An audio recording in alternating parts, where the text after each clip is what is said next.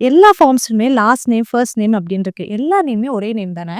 எல்லா நேமும் ஒரே நேம் கிடையாது. ஃபர்ஸ்ட் நேம் என்னன்னா, நீ பொறந்த உடனே உன்ன ஐடென்டிஃபை பண்றதுக்காக ஒரு நேம் குடுத்திருப்பாங்க. ஆமா. அதுதான் வந்து ஃபர்ஸ்ட் நேம். எக்ஸாம்பிள் உன் ஃபர்ஸ்ட் நேம் வந்து யாழினி. ஆமா. இதே லாஸ்ட் நேம்ன்னு வரப்போ, உன் ஃபர்ஸ்ட் நேம்க்கு அப்புறம் மேபி யுவர் ஃபாதர்ஸ் நேம் இல்ல இனிஷியல் ஆட் ஆயிருக்க டைம்ல, அத நம்ம லாஸ்ட் நேம் அப்படின்னு சொல்றோம்.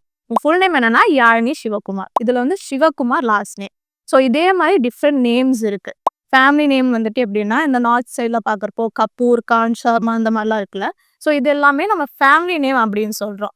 அந்த ஃபேமிலில இருக்க எல்லா மெம்பர்ஸோட ஃபர்ஸ்ட் நேம்க்கு அப்புறம் இந்த நேம் வரும். ஓகே. இதே மாரி இன்னொன்னு வந்துட்டு பென் நேம். அத வந்து நம்ம சூடோநேம் அப்படின்னு சொல்றோம்.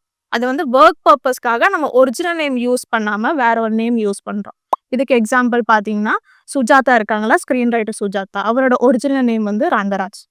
ஓகே. ஸோ பெட் நேம்னா என்னன்னு சொல்லு? பெட் நேம் அப்படின்னா, நமக்கு புடிச்சவங்கள ஃபாண்டா, அஃபெக்ஷனேட்டா கூப்பிடுவோம்ல. அதானே பெட் நேம். இப்ப ஜோஷிகாங்கிற உன் பேர நான் ஜோஷின்னு ஷார்ட்டா கூப்பிடுறேன்ல. கரெக்ட். ஓகே.